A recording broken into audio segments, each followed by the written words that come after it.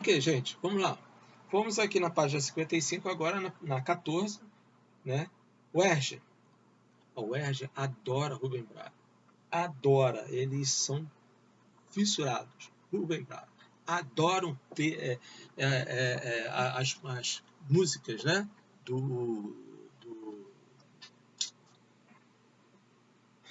Meu Deus, esqueci o nome do cantor. Esqueci. Do Buarque de Holanda, né? Eles adoram as músicas do Caetano Veloso, do Chico Buarque de Holanda e do Caetano Veloso. Eles adoram. Tá? Então vamos lá.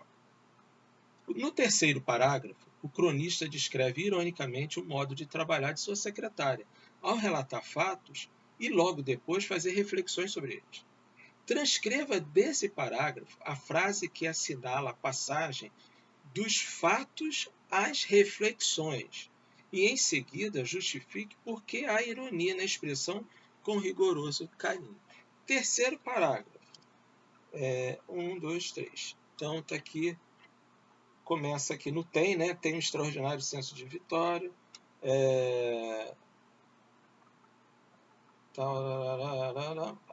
Mas conserva com rigoroso carinho o recibo da segunda prestação. Então ele quer saber como é que passa do fato para a reflexão. Passa do fato para a reflexão aqui, ó. Se ele tive que leva a mergulhar no fundo do baú do quarto de empregados papéis mais urgentes, rasga apenas o estritamente necessário, aguardar, mas conserva com rigoroso carinho o recibo de segunda prestação. Isso me fornece algumas emoções líricas. As emoções líricas é uma conotação de quê? Recordações. Tá? São recordações inesperadas, que se comove repentinamente e procura do aviso de banco, conta de Hotel Teresina e tal. Então, passa do fato, que é um fato, em que ele é extremamente desorganizado, e aquilo que ele encontra, ao ver, ele reflete sobre aquilo. Ele começa a lembrar, ele começa a recordar. São as emoções líricas dele. Nessas lembranças, ele traz daquilo suas emoções, aquilo que aconteceu. Como é que essa nota foi em tal lugar? Como tem aqui, ó, um aviso de banco, encontra uma conta de hotel de Teresina 4 anos atrás, várias de despesa extraordinária, entendeu? Água mineral que eu tomei em Teresina. Olha só como passam a ser lembranças do autor e não propriamente fatos que ele conta, tá? Então fica bem caracterizado que é fato até o ponto onde ele, até São Paulo, 1941. Aqui ele conta os fatos. Isso me fornece algumas emoções líricas, essas são as reflexões. Tá? Então, isso daí. Bom, e a ironia que ele fala com rigoroso carinho, né? É recibo da segunda prestação do aparelho de rádio, que comprei em São Paulo em 1941, é porque não precisava. Talvez já não exista nem mais esse rádio para que ele tenha esse recibo. Para que ele quer isso? Mas ela era tão desorganizada que guardou isso, que não havia necessidade. Então está o tom irônico da coisa aí. Tá? Bom, número 15. O trecho em negrito no texto combina características da fala espontânea e da linguagem poética. Cite a expressão que dá a esse trecho o tom da fala espontânea. O tom de negrito, gente. Negrito que praticamente aqui você não tem o negrito, mas você tem o itálico, né? Aqui a gente vai caracterizar isso, o itálico, né? É a forma com que ele está se colocando aí. Cite a expressão que dá esse trecho o tom da fala espontânea. Aonde é que está o itálico?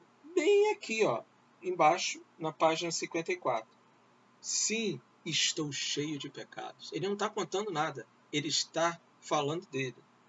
E quando algum dia for chamado ao tribunal humano celeste para me julgar, talvez a única prova a meu favor que encontre no meu esse meu prova em meu favor, encontre a minha mão, seja essa pequena nota com um PG a lápis de assinatura ilegível que atesta que eu paguei alguma coisa. Que eu não me lembro o que é, mas que eu paguei, saldei a dívida. Tá? Então, esse trecho, que é o trecho que ele diz que é em negrito, mas está em itálico, né? É a fala espontânea do autor. Ele não conta, mas ele fala. É uma espécie de desabafo, né? No final do conto. Né? É uma espécie de desabafo. Eu sei que eu sou assim e, com a certeza humilde, que me dá um certo consolo. Mas não adianta que eu não vou mudar. Né? Tá certo. Então, vamos para a pergunta 16 aqui, para encerrar esse bloco aí. Em seguida, reproduz o fragmento que apresenta uma característica da linguagem poética e identifica o recurso empregado pelo cronista com essa finalidade. A linguagem poética não é a do eu lírico? Então, quem é o eu aqui que ele está falando no itálico? Eu estou cheio de pecados. Ele está expondo os sentimentos dele. Né? Quando eu for chamado para me julgar, talvez a única prova que eu tenho a favor seja isso. E respondi com frieza e muita bondade. Né? Pelo menos, Senhor, ele está se dirigindo a Deus, pelo menos, Senhor, pelo menos, exceto que saudei corretamente. Então ele tem o eu lírico, ele fala ali, ele transborda a emoção nesse pedaço. Lembra quando eu falei para vocês que quando nós estudamos o eu lírico como uma forma de elemento de formação de textos literários, que eu falei para vocês, olha, existe eu lírico na poesia, né? Você acha-se com mais facilidade na poesia, mas acha-se na narrativa. Então o eu lírico não é exclusivo só, redundante, né? Exclusivo só, né? Não é exclusivo da poesia. Ele também aparece nas narrativas. Presta atenção nisso aí, hein? Número 16. Meus arquivos, na sua desordem, não revelam apenas a imaginação desordenada e o capricho estranho de minha secretária. Revelam a desarrumação mais profunda, que não é de meus papéis, é de minha vida. O parágrafo acima representa um comentário que o cronista fala sobre si mesmo, em outro parágrafo, no início da crônica. Tá? Transcreva do texto A, né, lá do texto, a primeira frase em que esse comentário é feito pela primeira vez e aponte as 4 palavras que nos 2 parágrafos estão associados com esses comentários. Então aqui você vai localizar em um outro parágrafo, aqui é um parágrafo, mas num outro parágrafo, em outros, né, comentário também foi feito algumas coisas falando sobre a desordem. E você vê que praticamente em todos os parágrafos ele fala na desordem, né? Por exemplo, no primeiro parágrafo, ele não fala diretamente, mas ele fala: movimentos de papelagem minha gaveta fizeram vir à tona. Né? Caderno esquecido, isso aí. Encanto de costume, no segundo parágrafo, perdeu outro dia 50 páginas na tradução. É a bagunça. No terceiro parágrafo, é o que ele está se referindo, é que lá no fundo do baú os papéis mais urgentes estavam lá. E em cima estavam os que não interessavam. Né? No quarto parágrafo, que ele diz que entristece e desanima, porque ela não esquece de perder as coisas que deveria se perder.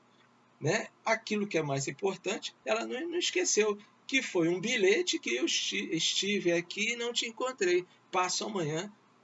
Quem era? S. Tá? Então, são várias passagens que existem no texto que fazem esses comentários. Tá? Bom, vamos para o próximo bloco. Esse foi muito longo.